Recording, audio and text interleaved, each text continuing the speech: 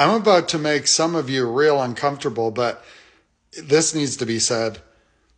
Have you ever noticed how many angry men there are out here on TikTok? And have you noticed that pretty much without exception, these men are aligned with the right? Well, I'll let you in on a little secret. It's not because they're actually pro-tax cuts or even experts in economics or social policy.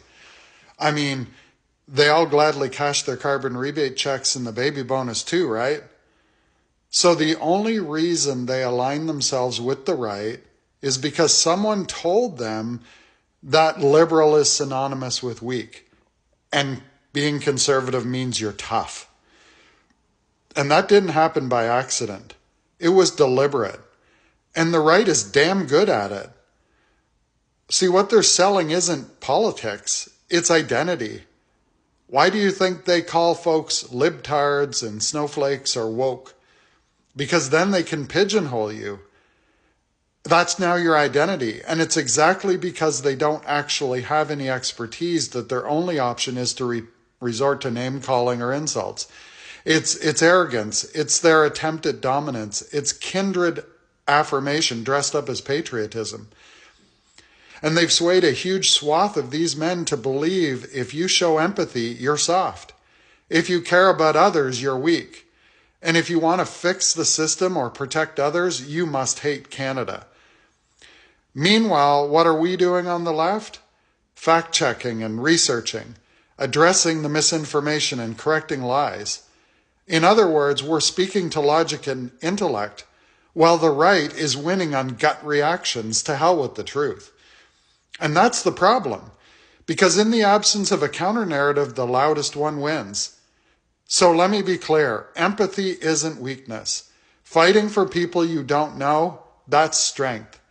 Standing up when it's easier to stay silent, that takes more guts than a hashtag or being a keyboard warrior hiding behind an anonymous social media account.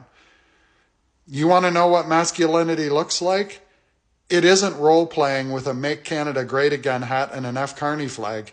It's owning your mistakes and accepting responsibility for your actions. And for the record, folks, if someone's sense of worth disintegrates because a character in a show is trans, or a kid reads a book with a gay character, that's not strength. That's a sickness with a God complex. And with people on the right, every accusation, every slur is an admission. The irony is that the same people who call you a libtard or a snowflake are the same people having a tantrum because some company sponsored a pride event in their town. They're the ones threatening to separate from Canada because their fanboy PP lost the election. They're the ones screaming freedom while banning books and trying to control who goes into what bathroom. That's not toughness. It's fear with a megaphone. Their narrative that aligning with the left is soft is what's weak. Progress takes courage, empathy takes discipline, and change takes work. And the right has none of those things. But they do have a bullhorn. Listen, it's easy to desperately cling to old ideologies like racism, sexism, and misogyny. Building a better future is hard. It's messy. It forces you to sit with the consequences of your actions. And we don't need to match their volume. But we do need to redefine the narrative, to redefine what it means to be strong.